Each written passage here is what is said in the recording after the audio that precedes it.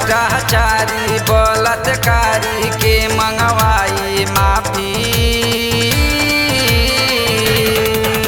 कि जय जय कि जय जय कि जय जय काकरोच जनता पार्टी, जय जय काकरोच जनता पार्टी। सत्ताधारियन के नटई पर लटके लागल फांसी। कि जय जय कि जय जय कि जय जय काकरोच जनता पार्टी, जय जय काकरोच जनता पार्टी, जय जय काकरोच जनता पार्टी, जय जय काकरोच जनता पार्टी।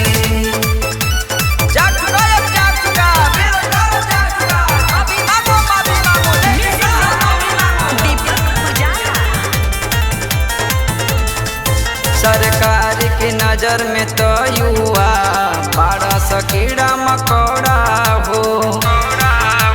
नौकरी न देले सत्ताधारी कहे की तला पकौड़ा हो। सरकार की नजर में तो युवा बड़े कीड़ा मकोड़ा हो। नौकरी न देले सत्ताधारी कहे की तला पकौड़ा हो। जस्टिस सूर्यकांत आके सबसे मांगा हाली माफी।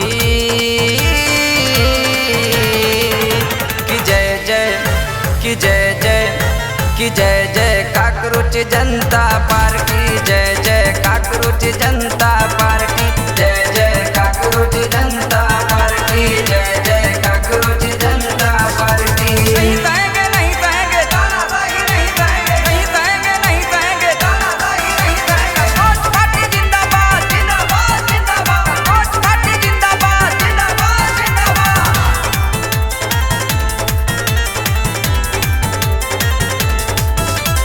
दीपक शिव संग बहुते युवा हो गईले काकरोच हो।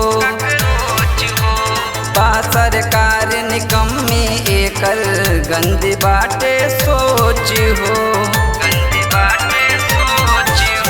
दीपक शिव संग बहुते युवा हो गईले काकरोच हो। बा सरकार निकम्मी एकर गंदी बाटे सोच हो। नीच हरकतें सोच सोच के गाली मुँह से आती। कि जय जय कि जय जय कि जय जय काकरोच जनता पार्टी, जय जय काकरोच जनता पार्टी।